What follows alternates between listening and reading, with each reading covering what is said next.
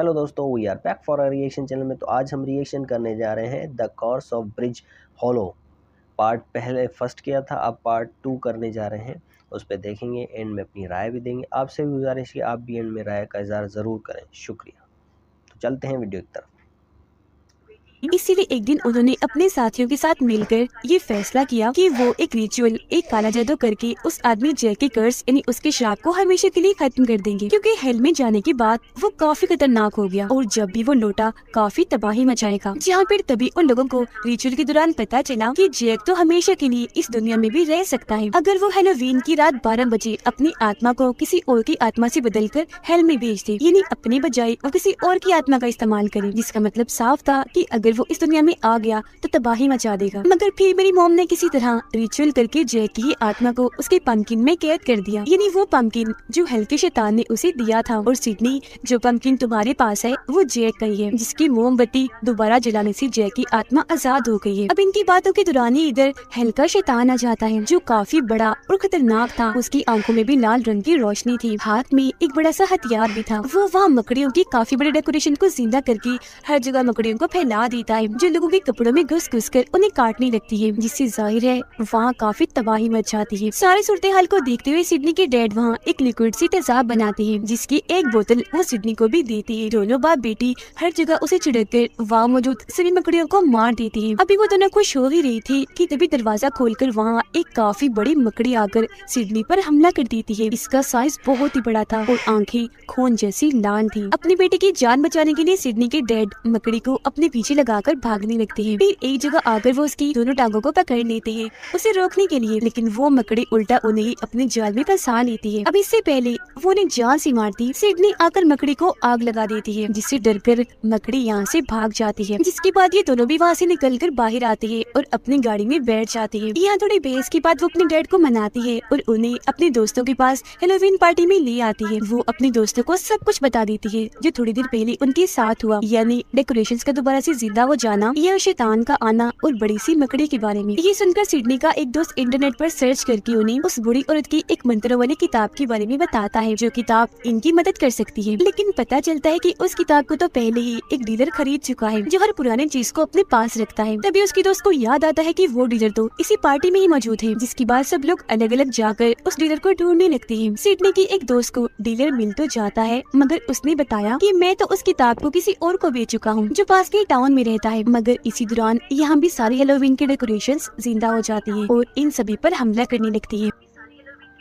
ये लोग अपनी जान बचाने के लिए वहाँ से भागते हैं, क्योंकि जोकर की डेकोरेशंस इनके पीछे पड़ी हुई थी। एक जोकर सिडनी के डैड के पीछे पड़ जाता है और लगातार उन पर हमला करता जा रहा था, मगर हर बार वो बच रही थी। फिर अब ये सारे लोग एक जगह पर मिलते हैं और साथ वाले टाउन में जाने का फैसला करते हैं, जहाँ डीलर से किताब खरीदने वाला रहता है। ये लोग फिर जैसी तैसी उस टाउन में पहुँच जाते हैं। जब ये लोग उस आदमी के घर पहुँचे तो पता चला कि वो और कोई नहीं बल्कि ब्रिज हॉलो स्कूल का प्रिंसिपल है। फिर जब ये सारे उनसे किताब के बारे में पूछते हैं तो वो उन्हें किताब भी दिखाता है और इसे इस्तेमाल करने का तरीका भी बताता है। मगर साथ ही वो ये भी कह रही थी कि अगर तुम इस किताब का इस्तेमाल करके जैक की आत्मा को भगाना चाहते हो तो तुम्हें इसके साथ ही बूढ़ी औरत की आत्मा को भी बुलाना होगा। अब इनकी बातों के दौरान ही घर के सारे ढांचे जिंदा हो जाते हैं, जो हैलोवीन की डेकोरेशन थी। खिड़कियां तोड़कर अंदर आने लगते हैं और इन सभी पर हमला कर देते हैं। तब ये जैसी तैसी उनसे बचते हुए भागे घर के बेसमेंट में आ जाते हैं। वो किताब सिडनी के हाथ में थी और जब वो बेसमेंट की तरफ जा रही थी तो एक ढांचा उस पर हमला कर देता है, जिससे वो गिर गई और किताब भी उसके हाथ से छूट चुकी थी। फिर वो बेसमेंट में आकर अपने डैड को इन सभी ढांचों से डरने का कहती है। तब यहाँ उसके डैड की बचपन की बातों से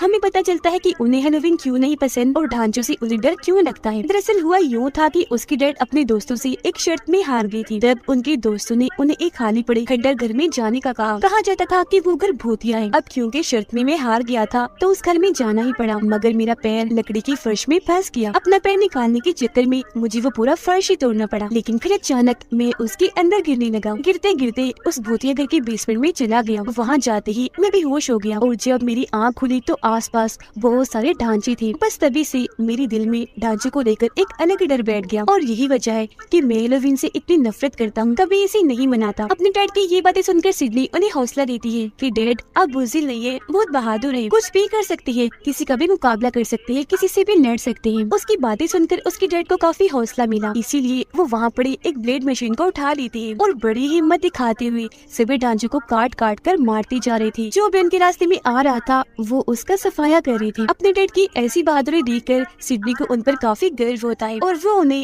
बड़ी खुशी से देख रही थी। उसकी डैड भी काफी पुरसकून नजर आ रही थी। ऐसा करके उन्हें बहुत सुकून मिल रहा था। उनके चेहरे पर भी एक अलग ही खुशी थी। फिर ये सब करने के बाद जब ये लोग बाहर आए तो देखते हैं कि हेलोवीन की सारी डेकोरेशंस वहाँ से गायब हो चुकी है, क्योंकि जाहिर है वो सारे जिंदा हो गई थी और पूरे ही टाउन में फैल गई थी। ये देखकर सिडनी फौरन समझ जाती है कि जरूर उन सबको जैक की आत्मा ने ही जिंदा किया होगा, जिसके बाद उन सबको उसने जरूर हेलोवीन की पार्टी में भेजा होगा। इसीलिए ये सारे लोग भी जल्दी से भागकर उस पार्टी में आने लगते हैं। रास्ते में सिडनी इनसे कहती है कि ऐसे तो वहाँ पहुँचने में काफी टाइम लग जाएगा, हम ऐसा करते हैं कब्रिस्तान से होकर गुजरते हैं, क्योंकि यहाँ से रास्ता हमें कम पड़ेगा। अब ये लोग उसकी बात मानकर कब्रिस्तान में घुस जाती है। सिडनी जो कि पहले ही गहरी सोच में थी वो सबको रोक लेती है और अपने डैड की तरफ देखते हुए कहती है कि जैक को पूरी तरह खत्म करने के लिए हमें उस बूढ़ी औरत की भी जरूरत पड़ेगी, और क्योंकि सारे टाउन वाले और मेरी मोम की जान को खतरा है तो हमें अभी बूढ़ी औरत की आत्मा से बात करनी होगी। सिडनी की बात उसके डैड भी मान गए और अब सारे लोग बूढ़ी औरत की कब्र पर आ जाते हैं। वहाँ ये सारे एक दूसरे का हाथ पकड़कर बूढ़ी औरत की आत्मा से बात करने की कोशिश करते हैं, और क्योंकि प्रिंसिपल भी इनके साथ था जो थोड़ी बहुत मंत्र जानता था, इसीलिए ये उसकी आत्मा को बुलाने में कामयाब हो जाती है। मगर इधर आने के बाद वो सिडनी के डैड में चली जाती है। उनके अंदर जाकर सबसे बातें करने लगती है। यहाँ सिडनी उसे बताती है कि मुझसे एक गलती हो गई है, मुझसे जैक आजाद हो गया है। जो सुनकर पहले वो काफी गुस्सा हो जाती है, मगर फिर वो जैक को भगाने के लिए उन्हें एक खास किस्म का मंत्र बताती है, जिसके बाद वो सिडनी के डैड के अंदर से निकलकर वापस अपनी कब्र में आ जाती है और उसके डैड भी नॉर्मल हो जाते हैं।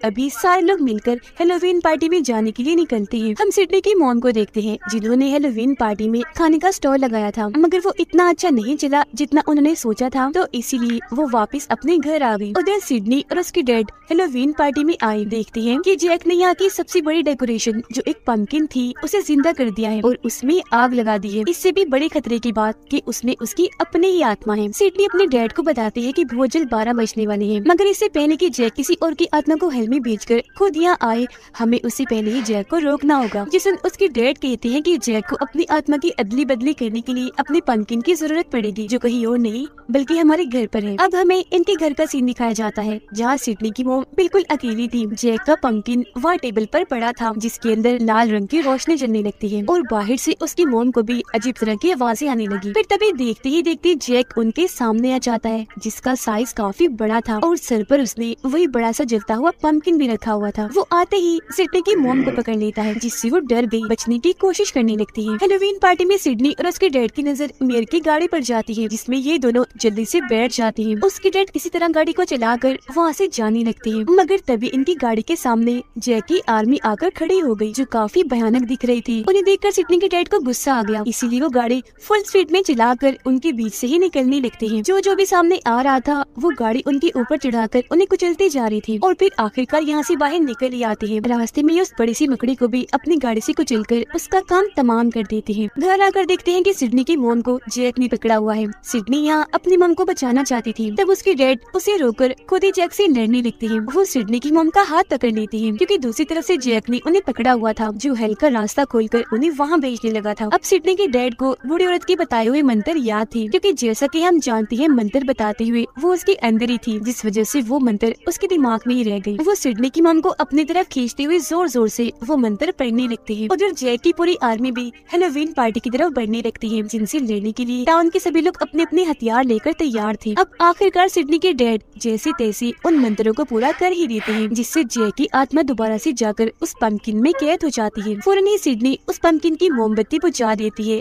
जिससे जैक कैद हो गया। अब जैक के कैद होते ही उसकी आर्मी जो हेलोवीन की डेकोरेशन थी वो अपनी असली हालत में वापिस आ जाती है। सब कुछ बिल्कुल ठीक पहले जैसा हो जाता है। अगले दिन सिडनी और उसके डैड दोबारा से जैक वाली पंपकिन को उस स्टोर रूम में बंद करने के लिए आते हैं। वो उसे उसी बॉक्स में रख देती है। उसके डैड उस पर एक तेज केमिकल डाल देते हैं, ताकि उस मोमबत्ती को दोबारा से कोई भी ना जला पाए। सिडनी उसे ताला लगा देती है। यहाँ हम दोनों बाप बेटी को काफी खुश देखते हैं, क्योंकि उनका रिश्ता अब अच्छा हो गया था, जो पहले नहीं था। खुशी में उसके डैड गाना गाने लगते हैं। ये फिल्म इधर ही खत्म हो जाती है। तो ये थी movie the curse of Bridge hollow.